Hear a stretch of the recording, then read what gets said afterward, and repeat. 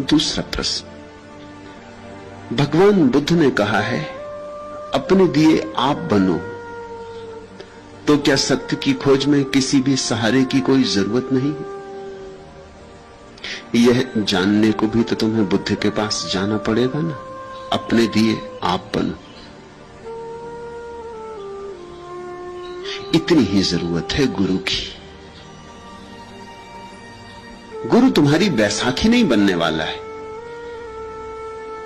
जो वैसाखी बन जाए तुम्हारी, वो तुम्हारा दुश्मन है, गुरु नहीं। क्योंकि जो वैसाखी बन जाए तुम्हारी, वो तुम्हें सदा के लिए लंगड़ा कर देगा। और अगर वैसाखी पर तुम निर्भर रहने लगे तो तुम अपने पैरों को कब खोजोगे, अपनी गति कब खोजोगे, अपनी ऊर्जा कब खोजोगे? जो तुम्हारे लिए हाथ पकड़ के चलाने लगे, वो गुरु तुम्हें अंधा रखेगा। जो कहे मेरा तो दिया जला है, तुम्हें दिया जलाने की क्या जरूरत, देख लो मेरी रोशनी में, चले आओ मेरे साथ,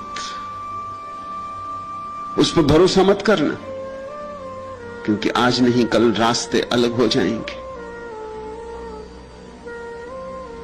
कब रास्ते अलग हो जाएंगे कोई भी नहीं जानता। कब मौत आके बीच में दीवार बन जाएगी कोई भी नहीं जानता। तब तुम एकदम घुप अंधेरे में छूट जाओगे। गुरु की रोशनी को अपनी रोशनी मत समझ लेना, ऐसी भूल अक्सर हो जाती। सूफियों की कहानी कि दो आदमी एक रास्ते पर चल रहे हैं। एक आदमी के हाथ में लालटेन और एक आदमी के हाथ में कोई लालटेन नहीं। कोई घंटों तक वे दोनों साथ साथ चलते रहे। आधी रात हो गई, मगर जिसके हाथ में लालटेन नहीं, उसे इस बात का ख्याल भी पैदा नहीं होता कि मेरे हाथ में लालटेन नहीं। जरूरत क्या, दूसरे आदमी के हाथ में लालटेन है और रोशनी पड़ रही, और जितना जिसके हाथ में लालटेन हो उसको रोशनी मिल रही है, उतनी उसको भी मिल रही जिसके हाथ में लालटेन नहीं। दोनों मजे से गपशप करते चले जाते। फिर वो जगह आ गई जहां लालटेन वाले ने कहा मेरा रास्ता तुमसे अलग होता है, अलविदा। फिर घुप अंधेरा हो गया। आज नहीं कल गुरु से विदा हो जाना पड़ेगा, या गुरु विदा हो जाएगा। सदगुरु वही है जो विदा होने के पहले तुम्हारा दिया जलाने के लिए तुम्हें सचेत करे। इसलिए बुद्ध ने कहा है अपो दीपो भव, अपने दिए खुद बनो। ये भी जिंदगी भर कहा, लेकिन नहीं सुना लोगों ने। जिन्होंने सुन लिया उन्होंने तो अपने दिए जला लिए, लेकिन कुछ इसी मस्ती में रह कि करना क्या है, बुद्ध तो है। आनंद से कही है ये बात उन्होंने। आनंद भी उन्हीं नासमझों में एक था जो बुद्ध की रोशनी में 40 साल तक चलता रहा। स्वभावतः 40 साल तक रोशनी मिलती रहे तो लोग भूल ही जाएंगे कि अपने पास रोशनी नहीं है, कि हम अंधे। 40 साल तक किसी जागे का साथ मिलता रहे तो स्वभावतः भूल हो जाएगी। लोग ये भरोसा ही कर लेंगे कि हम भी पहुंच ही गए। रोशनी तो सदा रहती, भूल चूक होती नहीं, भटकते नहीं, गड्ढों में गिरते नहीं। और आनंद बुद्ध के सर्वाधिक निकट रहा। 40 साल छाया की तरह साथ रहा, सुबह सांझ रात दिन। 40 साल में एक दिन भी बुद्ध को छोड़कर नहीं गया। बुद्ध भीख मांगने जाएं तो आनंद साथ जाएगा, बुद्ध सोए तो आनंद साथ सोएगा, बुद्ध उठे तो आनंद साथ उठेगा। आनंद बिल्कुल छाया था, भूल ही गया होगा, उसको हम क्षमा कर सकते। 40 साल रोशनी ही रोशनी, उठते बैठते रोशनी, जागते सोते रोशनी, भूल ही गया होगा। फिर बुद्ध का अंतिम दिन आ गया, रास्ते अलग हुए और बुद्ध ने कहा कि अब मेरी आखिरी घड़ी आ गई, अब मैं विदा लूंगा। भिक्षुओं, किसी को कुछ पूछना हो तो पूछ लो, बस आज मैं आखिरी सांस लूंगा। जिन्होंने अपने दिए जला लिए थे वे तो शांत अपने दिए जलाए बैठे रहे, परम अनुग्रह से भरे हुए। न मिलता बुद्ध का साथ तो शायद हमें याद भी ना आती कि हमारे भीतर दिए के जलने की संभावना है। न मिलता बुद्ध का साथ, न बुद्ध हमें चोट करते रहते बार बार कि जागो जागो, जलाओ अपना दिया, तो शायद हमें पता भी होता शास्त्र से पढ़ के कि हमारे भीतर दिए की जलने की संभावना है, तो भी हमने न जलाया होता। हमें यह भी पता होता कि संभावना है, जल भी सकता है, तो विधि मालूम नहीं थी। आखिर दिया बनाना हो तो विधि भी तो आनी चाहिए, बाती बनानी आनी चाहिए, तेल भरना आना चाहिए, फिर दिया ऐसा होना चाहिए कि तेल बहना चाहे, फिर दिए को संभाल भी करनी होती, नहीं तो कभी बाती तेल में ही गिर जाएगी और दिया बुझ जाएगा। वो साज संभाल भी आनी चाहिए, विधि भी आनी चाहिए, फिर चकमक पत्थर भी खोजने चाहिए, फिर आग पैदा करने की कला भी होनी चाहिए। तो अनुग्रह से भरे थे जिन्होंने पा लिया था, वे तो शांत चुपचाप बैठे रहे, गहन आनंद में, गहन अहोभाव में। आनंद धाड़ मार कर रोने लगा। उसने कहा, ये आप क्या कह रहे हैं, ये कहो ही मत, मेरा क्या होगा। आ गया रास्ता अलग होने का क्षण। आज उसे पता चला कि 40 साल मैं तो अंधा ही था, ये रोशनी उधार थी, ये रोशनी किसी और की थी। और ये विदाई का क्षण आ गया, और विदाई का क्षण आज नहीं कल देर अबेर आएगा ही। तब बुद्ध ने कहा था, आनंद कितनी बार मैंने तुझसे कहा, अप दीपो भव, अपना दिया बन। तू सुनता नहीं। अब तू समझ, 40 साल निरंतर कहने पर तूने नहीं सुना, इसलिए रोना पड़ रहा है। देख उनको जिन्होंने सुना, वो दिया बने शांत अपनी जगह बैठी। बुद्ध के जाने से एक तरह का संवेग है।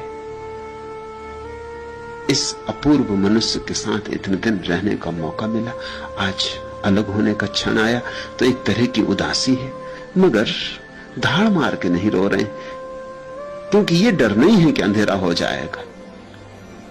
अपना अपना दिया उन्होंने जला लिया है। तुम पूछते हो, भगवान बुद्ध ने कहा है अपने दिए आप बनो, तो क्या सत्य की खोज में किसी भी सहारे की कोई जरूरत नहीं है? ये जरा नाजुक सवाल है। नाजुक इसलिए कि एक अर्थ में जरूरत है और एक अर्थ में जरूरत नहीं। इस अर्थ में जरूरत है कि तुम अपने से तो शायद जाग ही ना सकोगे, तुम्हारी नींद बड़ी गहरी, कोई तुम्हें जगाए। लेकिन इस अर्थ में जरूरत नहीं है कि किसी दूसरे के जगाने से ही तुम जाग जाओगे। जब तक तुम ही ना जागना चाहो, कोई तुम्हें जगा ना सकेगा। और अगर तुम जागना चाहो तो बिना किसी के जगाए भी जाग सकते हो, यह संभावना है। बिना गुरु के भी लोग पहुंचे, मगर इसको जड़ सिद्धांत मत बना लेना कि बिना गुरु के कोई पहुंच गया तो तुम भी पहुंच जाओगे। मेरे पास लोग आ जाते, वो कहला लें अगर गुरु ना बनाए तो हम पहुंच सकेंगे कि नहीं। मैंने कहा कि तुम इतनी ही बात खुद नहीं सोच सकते, इसके लिए भी तुम मेरे पास आए। तुमने गुरु तो बना ही लिया। गुरु का मतलब क्या होता है? किसी और से पूछने का, ये भी तुम खुद न खोज पाए। मुझसे लोग आके पूछते हैं कि आपका गुरु कौन था? हमने तो सुना आपका कोई गुरु नहीं था। जब आपने बिना गुरु के पा लिया तो हम क्यों ना पालेंगे? मैं उनसे कहता हूं, मैं कभी किसी से यह भी पूछने नहीं गया कि बिना गुरु के मिलेगा कि नहीं। तुम जब इतनी छोटी सी बात भी खुद निर्णय नहीं कर पाते हो तो उस विराट सत्य के निर्णय में तुम कैसे सफल हो पाओगे? तो एक अर्थ में गुरु की जरूरत है और एक अर्थ में जरूरत नहीं है। अगर तुम्हारी अभिप्सा प्रगाढ़ हो तो कोई जरूरत नहीं। लेकिन जरूरत या गैर जरूरत, इसकी समस्या क्यों बनाते हो? जितना मिल सके किसी से ले लो, मगर इतना ध्यान रखो कि दूसरे से लिए हुए पर थोड़े दिन काम चल जाए। अंततः तो अपनी समृद्धि खुद ही खोजनी चाहिए। किसी के कंधे पे सवार होकर थोड़ी देर चल लो, अंततः तो अपने पैरों का बल निर्मित करना ही चाहिए।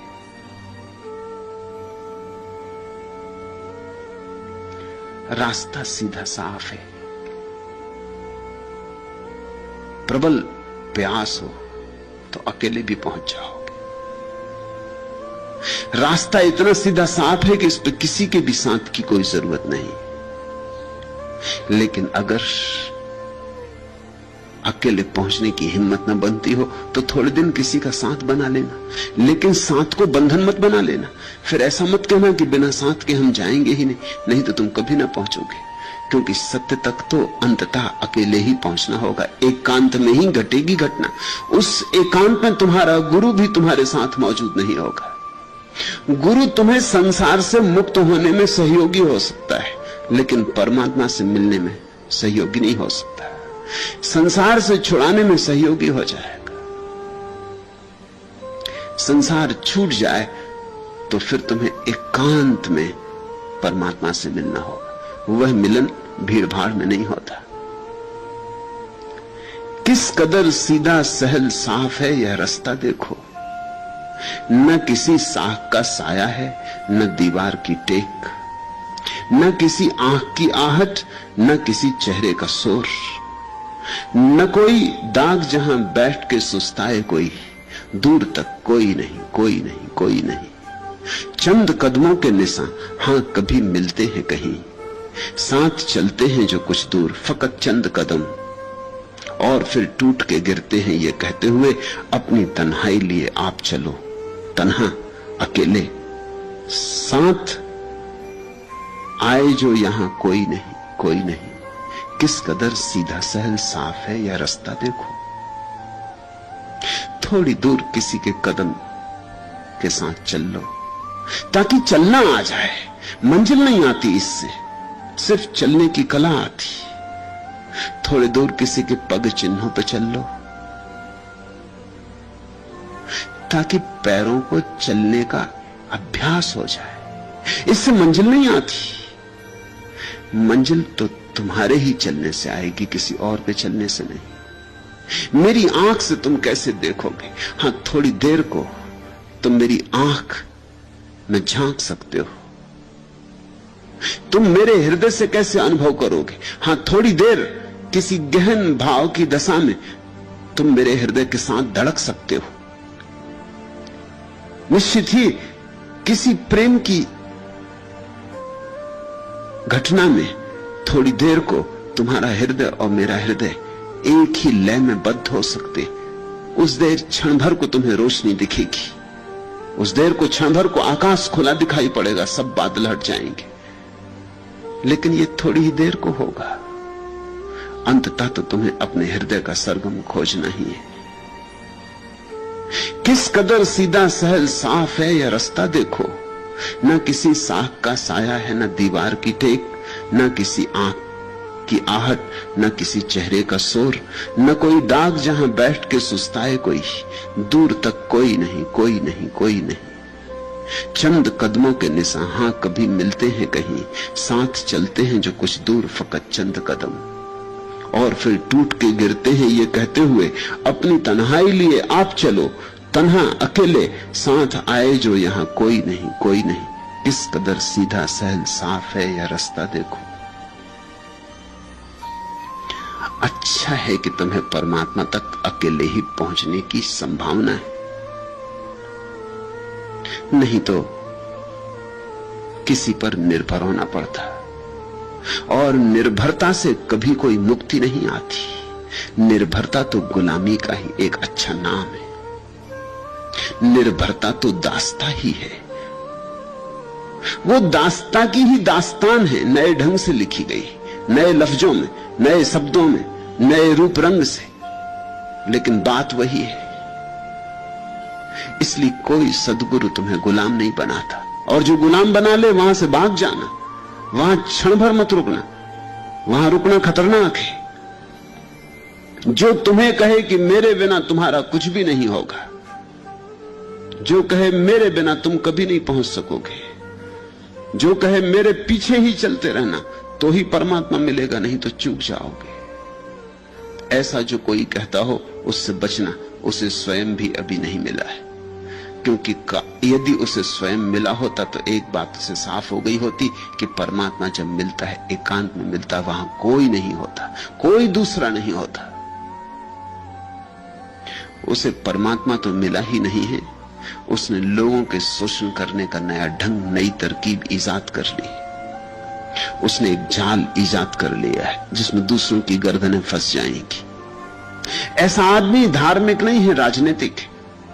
ऐसा आदमी गुरु नहीं है, नेता है।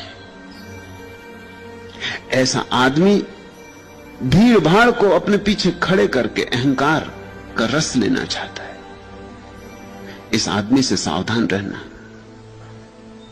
इस आदमी से दूर दूर, इस आदमी के पास मत आना जो तुमसे कहे कि मेरे बिना परमात्मा नहीं मिलेगा।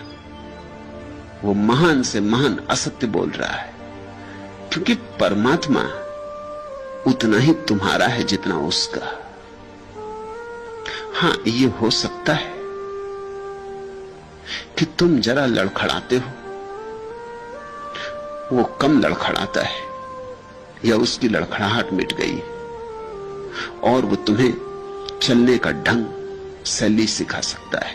हां, ये हो सकता है कि उसे तैरना आ गया और तुम उसे देख के तैरना सीख ले सकते हो, लेकिन उसके कंधों का सहारा मत लेना, अन्यथा दूसरा किनारा कभी ना आएगा। उसके कंधों पर निर्भर मत हो जाना, नहीं तो वही तुम्हारे बर्बादी का कारण होगा। इसी तरह तो ये देश बर्बाद हुआ। यहां मिथ्या गुरुओं ने लोगों को गुलाम बना लिया। इस मुल्क को गुलामी की आदत पड़ गई, इस मुल्क को निर्भर रहने की आदत पड़ गई। ये जो 1000 साल इस देश में गुलामी आई, इसके पीछे और कोई कारण नहीं। इसके पीछे न तो मुसलमान हैं, न मुगल हैं, न तुर्क हैं, न हूण हैं, न अंग्रेज। इसके पीछे तुम्हारे मिथ्या गुरुओं का जाल है। मिथ्या गुरुओं ने तुम्हें सदियों से यह सिखाया है निर्भर होना। उन्होंने इतना निर्भर होना सिखा दिया कि जब कोई राजनीतिक रूप से भी तुम्हारी छाती पर सवार हो गया, तुम उसी पर निर्भर हो गए। तुम उसी के जी हजूर, उसी को कहने लगे। तुम उसी के सामने सिर झुका के खड़े हो गए। तुम्हें आजादी का रस ही नहीं लगा, स्वाद ही नहीं लगा। अगर कोई मुझसे पूछे तो तुम्हारी गुलामी की कहानी के पीछे तुम्हारे गुरुओं का हाथ है। उन्होंने तुम्हें मुक्ति नहीं सिखाई, स्वतंत्रता नहीं सिखाई। काश बुद्ध जैसे गुरुओं की तुमने सुनी होती तो इस देश में गुलामी का कोई कारण नहीं था। काश तुमने व्यक्तित्व सीखा होता, निजता सीखी होती। काश तुमने ये सीखा होता कि मुझे मुझ ही होना है, मुझे किसी दूसरे की प्रतिलिपि नहीं होना है और मुझे अपना दिया खुद बनना है, तो तुम बाहर के जगत में भी पैर जमा के खड़े होते। ये अपमानजनक बात न घटती कि 40 करोड़ का मुल्क मुट्ठी भर लोगों का गुलाम हो जाए। कोई भी आ जाए और ये मुल्क गुलाम हो जाए। जरूर इस मुल्क की आत्मा में गुलामी की गहरी छाप पड़ गई। किसने डाली ये छाप? किसने ये जहर तुम्हारे खून में घोला? किसने विषाक्त की तुम्हारी आत्मा? किसने तुम्हें अंधेरे में रहने के लिए विधियां सिखाई? तुम्हारे तथाकथित गुरुओं ने। वे गुरु नहीं थे। गुरु तो बुद्ध जैसे व्यक्ति ही होते जो कहते हैं अपो दीपो भव। एकांत में ही बजेगा अंतिम संगीत, एकांत में ही उतरेगी समाधि, एकांत में ही होगा मिलन। मुझसे एक नज्म का वादा है, मिलेगी मुझको। डूबती नब्जों में जब दर्द को नींद आने लगे, जर्द सा चेहरा लिए चांद उफक पर पहुंचे। दिन अभी पानी में हो, रात किनारे के करीब, न अंधेरा न उजेला हो, न यह रात न दिन। जिस्म जब खत्म हो और रूह को जब सांस आए, मुझसे एक नज्म का वादा है, मिलेगी मुझको। एक गीत तुम्हारे भीतर घटने को है, वादा है एक गीत का। कि मैं आऊंगा, बरसूंगा तुम पर, लेकिन कब? जब सब समाप्त हो जाए। मुझसे एक नज्म का वादा है, मिलेगी मुझको डूबती नब्जों में जब दर्द को नींद आने लगे। जब तुम्हारे जीवन की सारी पीड़ाएं छूट जाएं, जब तुम्हारे दर्द की आदतें मिट जाएं, जर्द सा चेहरा लिए चांद उफक पर पहुंचे। दिन अभी पानी में हो, रात किनारे के करीब, न अंधेरा न उजाला हो। द्वंद्व जहां मिट जाए, न अंधेरा न उजाला हो, न यह रात न दिन। इसलिए तो हम संध्या शब्द का उपयोग करते प्रार्थना के लिए। क्यों संध्या का उपयोग करते? संध्या का अर्थ ही प्रार्थना हो गया। लोग कहते हैं अभी वे संध्या कर रहे हैं। संध्या का मतलब न अंधेरा हो न उजाला हो, न यह रात न दिन, मध्य में हो। सब द्वंद्व छूट जाएं, सब अतियां छूट जाएं, न इस तरफ न उस तरफ कोई झुकाव न रह जाए, कोई चुनाव न रह जाए, कोई विकल्प न रह जाए। न जीवन न मृत्यु, न वसंत न पतझड़, न सुख न दुख। संध्या आ जाए। दिन अभी पानी में हो, रात किनारे के करीब, न अंधेरा न उजाला हो, न यह रात न दिन। जिस्म जब खत्म हो और जिसे तुमने अब तक जाना है कि मैं हूं, जिसे तुमने माना है कि मैं हूं, वो जब मिटने लगे, जिस्म जब खत्म हो और रूह को जब सांस आए। ये जो सांसें तुमने समझी हैं जीवन है, ये तुम्हारी असली सांस नहीं। इस सांस से तो केवल देह चलती है, एक और सांस है। जब इस सांस से तुम्हारा संबंध छूट जाता है, तब दूसरी सांस पैदा होती। जिस्म जब खत्म हो और रूह को जब सांस आए, मुझसे एक नज्म का वादा है, मिलेगी मुझको। वहीं वह संगीत उतरता है जिसे समाधि कहो, सत्य कहो, सौंदर्य कहो, शिवत्व कहो, मुक्ति कहो, मोक्ष कहो, निर्वाण कहो। लेकिन उस परम एकांत में जहां सब छूट गया, संसार गया, और गए, मित्र गए, शत्रु गए, देह भी गई, श्वास भी गई, दिन और रात भी गए, सब द्वंद्व चले गए, जहां बिल्कुल निपट सन्नाटा रह गया, वही रूह को सांस आती, वही पहली दफे तुम्हारा आत्मिक जीवन शुरू होता है, वही तुम्हारा पुनर्जन्म होता है। उस घड़ी में परमात्मा से मिलन, वह घड़ी बड़ी एकांत की घड़ी। दूसरा तो क्या, तुम भी वहां नहीं होते। इतना एकांत होता है कि एक भी वहां नहीं होता। दो तो मिट ही गए होते, अंततः एक भी मिट गया होता, सिर्फ विराट शून्य होता, सब अनुपस्थित होता है।